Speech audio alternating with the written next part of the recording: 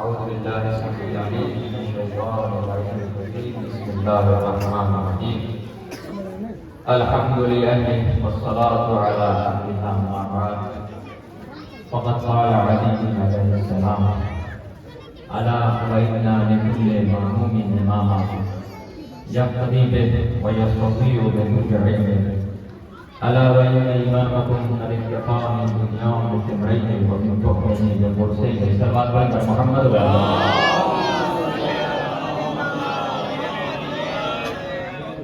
معزز سامعین کرام، ماتمداران امام مظلوم، حضرات درگاہ سید خدا بزرگواران امیر المومنین، یوم علی کو کہا جائے ہر دن امام علی کا ہے، ہر دن امام علی سے منسوب ہے، مخصوص ہے، لیکن کچھ بعض ایام بعض شخصیتوں سے اس وجہ سے منسوب کر دیے جاتے ہیں کہ تاکہ تم رفتہ رفتہ گاہے بگاہے ان کی سیرت اور ان کے کردار کو سمجھتے رہو اور پڑھتے رہو۔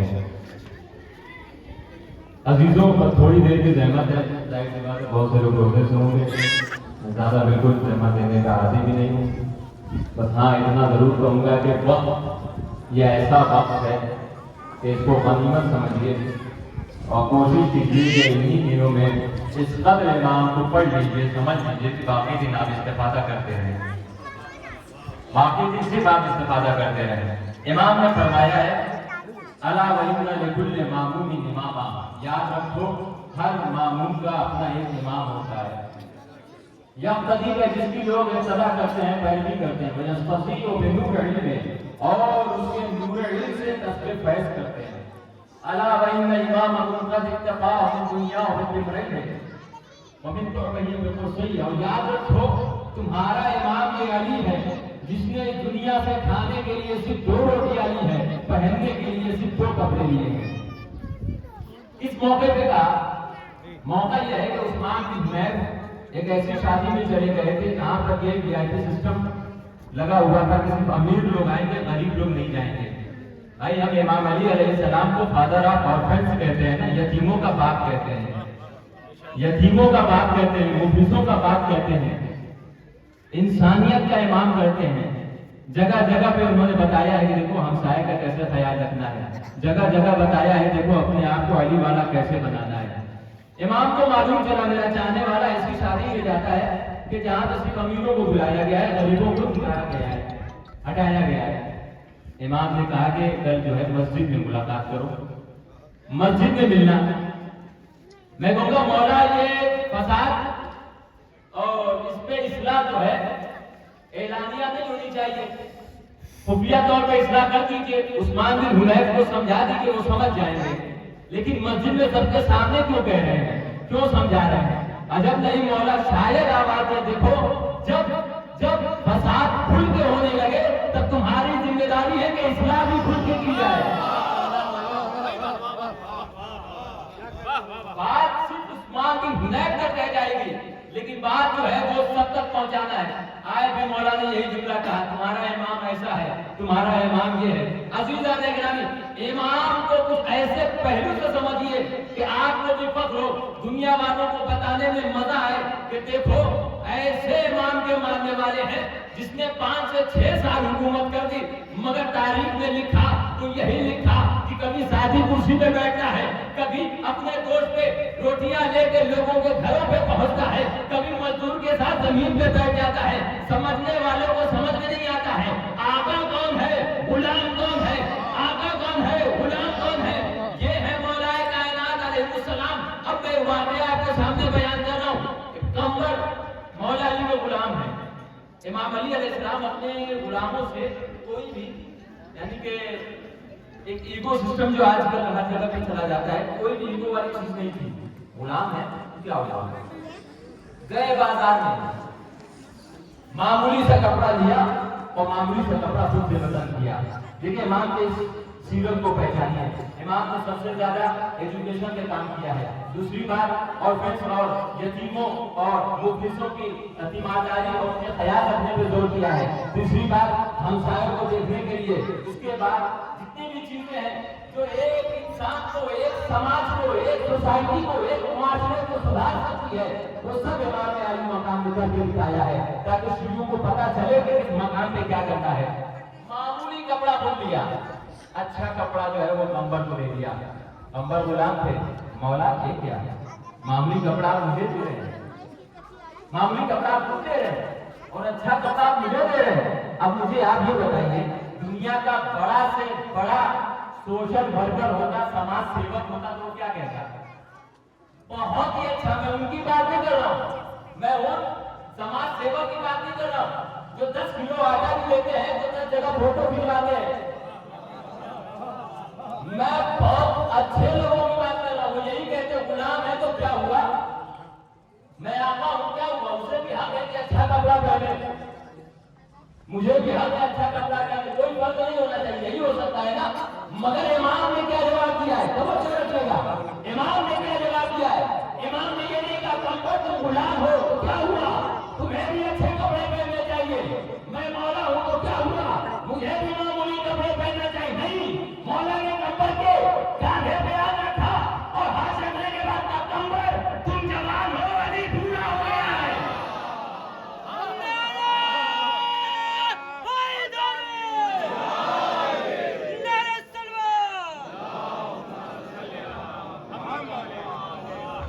अंबर तुम जवान हो, अली पूरा हो गया है। मसला समझे, इमामत क्या समझाना चाह रही है? अली सिर्फ गुलामी खत्म करने को नहीं आए थे, अली एहसास गुलामी भी खत्म करने आए थे। अजीजों, तुम किसी का गुलाम मत बनना, अली के चाहने वाले हो। मौलाए कायनात जा रहे थे एक जगह, लोग उनके आगे पीछे दौड़ रहे थे। भाई जाहिर सी बात है, हाकिम है, लोग आगे दौड़ रहे हैं, कुछ लोग पीछे दौड़ रहे हैं। मौला ने वहीं पर अपनी सवारी रोक दी और कहा ये क्या कर रहे हो तुम लोग? तब मौला जब उमरा में से और हुक्मा में से कोई आता है तो हम उनके इस्तकबाल में ऐसा करते हैं। मौला ने कहा ऐसा कुछ करके फायदा होता नहीं है, इसका फायदा न तुम्हें दुनिया में मिलने वाला है, न इसका फायदा तुम्हें यहाँ तक मिलेगा, सिर्फ अपने आप को थका रहे हो। मौला का हक था कि उनके आगे पीछे दौड़ा जाए, मगर इमाम ने वहीं रोक दिया। अजीजों में जुमला कह रहा हूं, इमाम ने वहीं पे रोक दिया। अली के चाहने वाले हो तो किसी के आगे पीछे ना हो, अपने आप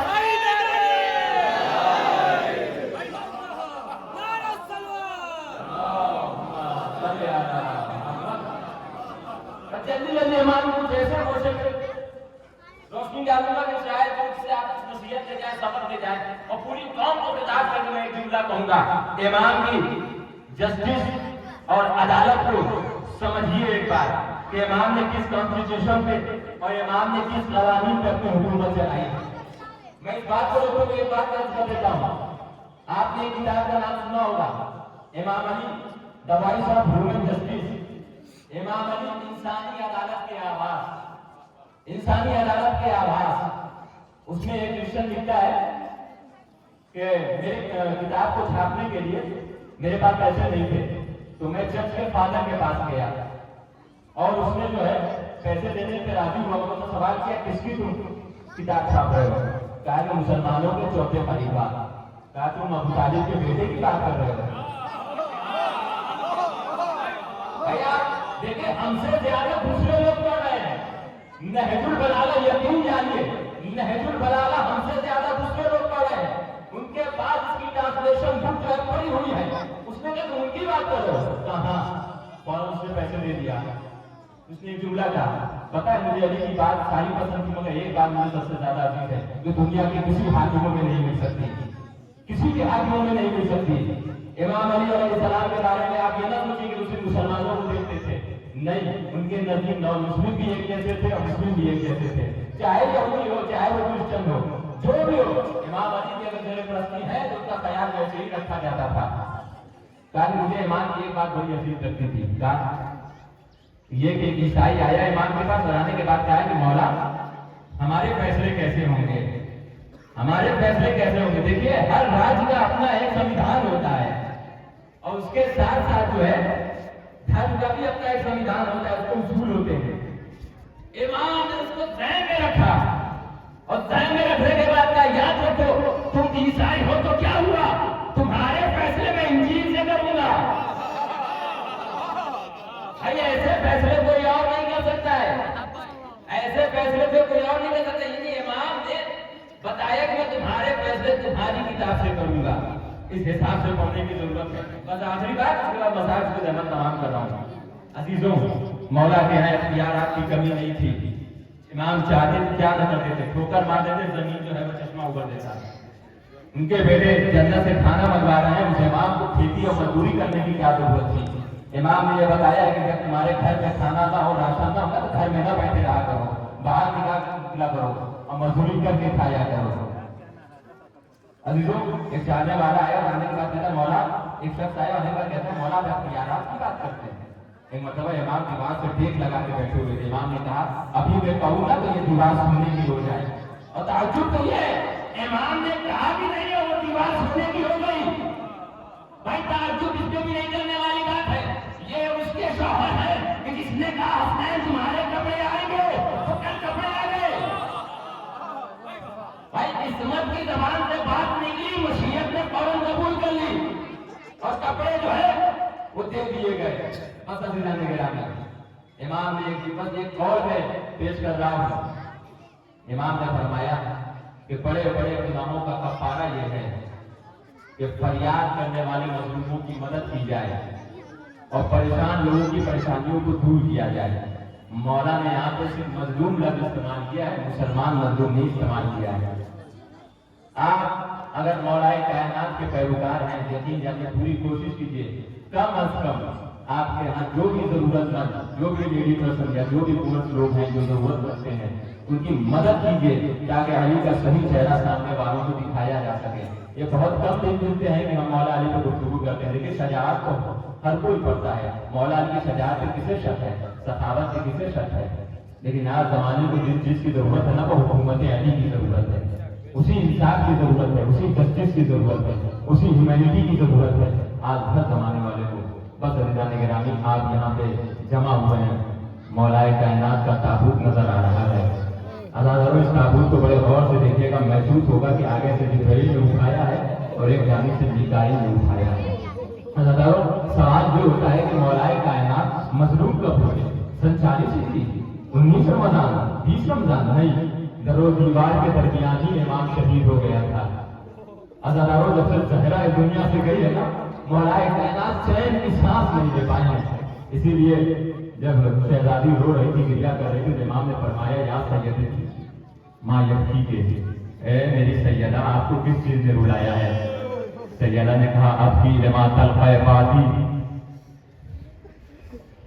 اے ماں، اے علی، اے سید جان، میں اس بات پہ رو رہی ہوں کہ میرے بعد آپ پہ کیسے مظالم ہوں گے، کیسی مصیبتیں ہوں گی. اسی لیے تو جب شہزادی کی شہادت کی خبر امام کو ملی ہے نا، تو امام چہرے کے بل زمین پہ گر گئے اور کہتے تھے سیدہ تمہارے بعد یہ دنیا ویران ہو گئی ہے، اب علی ایک شخص بھی چین سے نہیں سو سکے گا. ہاں عزیزانو، مولا کائنات ایک بار دریا کنارے بیٹھے ہوئے تھے اور دریا میں اپنا چہرہ دیکھ رہے تھے اور دیکھنے کے بعد کہہ رہے تھے اے علی تمہیں دنیا والوں نے پہچانا نہیں. عزیزانو، بڑا مظلوم ہے میرا امام، بڑا مظلوم ہے میرا امام. اسی لیے تو روایت ملتا ہے کہ آخری وقت مولا کہنے لگتے تھے اللہم بارک لی فی الموت، اے میرے اللہ موت میں برکت عطا فرما. بڑی جلدی تھی امام کو، بڑی جلدی تھی. عزیزانو، نجف کا ایک طالب علم تھا، اس کی ایک ہمسر ہوا کرتی تھی. وہ جو ہے شوہر کسی کام سے باہر گیا ہوا تھا. توجہ کیجیے گا، امام کی مظلومی کا اندازہ لگائیے گا. کوئی اندازہ تو نہیں لگا سکتا، بس احساس کیجیے گا. ایک مرتبہ وہ جب باہر گیا تو وہ زوجہ اپنے بچوں کے ساتھ باہر کھیلنے کے لیے آ گئی اور اس کے بچوں میں اور دوسرے بچوں میں لڑائی ہو گئی کسی بات پر. تو زوجہ نے ہٹانے کے غرض سے بیچ میں گئی اور ہٹانے لگی تو بغل سے ایک پڑوسی آیا اور آنے کے بعد اس کو ایک تماچا مار دیا. وہ طالب علم آیا، محسوس کیجیے گا، وہ طالب علم آیا اور آنے کے بعد اپنے زوجہ کے لیے کیوں کر رہی ہو، کیوں رو رہی ہو؟ اس نے کہا کہ آپ چلے گئے تھے، مجھے کسی نے تماچا مار دیا ہے. عزیزانو، وہاں پہ نہیں رکا، فوراً نجف کے وادی کے درے شاہ نجف پہ آتا ہے اور جالی کو پکڑ کے بیزاروں پہ قطار ہوتا ہے اور رونے کے بعد کہتا ہے مولا میرے پاس تو طاقت نہیں ہے، میں برداشت نہ کر سکا کہ میری زوجہ کو کسی نے مارا ہو. آپ आप तो ताकतवर है, आपके सामने आपकी जौजा को मारा गया, आपने कैसे बर्दाश्त किया? आपने कैसे बर्दाश्त किया? हाँ लगाड़ो, आज 21 रमज़ान मुबारक है, सिर्फ हसनैन यतीम नहीं हुए, हम सब यतीम हो गए हैं। इमाम अली की शहादत के बाद इस तरीके से हमको जुल्म किया गया है, क्या बताया जाए। हाँ लगाड़ो, इसलिए तो कुर्ते के यतीमों को अली का बड़ा सहारा था।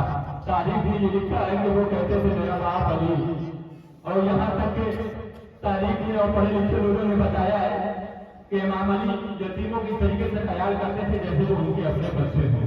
बस अदाकारों में एक तो रवायत करता हूँ, आपसे जहमत तमाम करता हूँ। इमाम अली अलैहिस्सलाम के सर पे ज़रबत लगी, और वो ज़रबत पता है कहाँ लगी? सर के पीछे हिस्से पे लगी, और सर का सबसे कमजोर हिस्सा वही हिस्सा होता है, बहुत नाजुक हिस्सा होता है। और वो तलवार में जहर इतने दिन तक बुझी थी कि ये कहा जाता है कि अगर वो जहर पूरे कूफे को लोगों को दिया जाता तो सब के सब मर जाते। इसीलिए लोग रसूल ने पूछा था इब्ने मुल्जिम, अगर मेरा बाबा बच गया ना तो मैं तुम्हें उसका कसास जरूर दिलवाऊंगी। इब्ने मुल्जिम ने कहा कि तुम्हारा बाबा बच जाएगा तब ना। क्यों ऐसा कह रहा है? कहा कि मैं इसलिए कह रहा हूँ कि मैंने 1000 में तलवार खरीदी और 1000 दिनार में जहर खरीदा।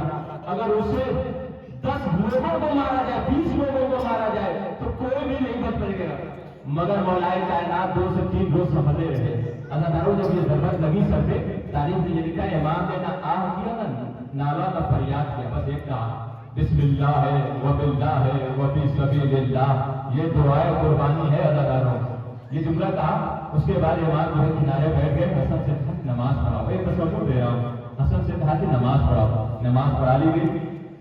जनाबे ज़ैनब सलामुल्लाह अलैहा के कानों में खबर पहुंच गई कि जिब्राइल की आवाज है कब हो तेरा अली जो मुर्तदा, अरे अली मुर्तदा कत्ल कर दिए गए। अज़हरों इमाम अली अलैहिस्सलाम को ले जाने के लिए मंजिल की तरफ हसनैन के करीमैन आगे बढ़े। इमाम हसन अलैहिस्सलाम ने अपना सर इमाम के हाथ के बाजू के नीचे रखा और अपना एक हाथ इमाम के पांव के नीचे रखा। बिल्कुल इसी तरीके से हुसैन ने भी किया, एक हाथ अपना सर इमाम के जानू इमाम के हाथ के नीचे रखा और एक जानू के नीचे रखा। यानी मतलब समझे, इमाम को उठाकर मंजिल की तरफ लेके जाना चाहते हैं।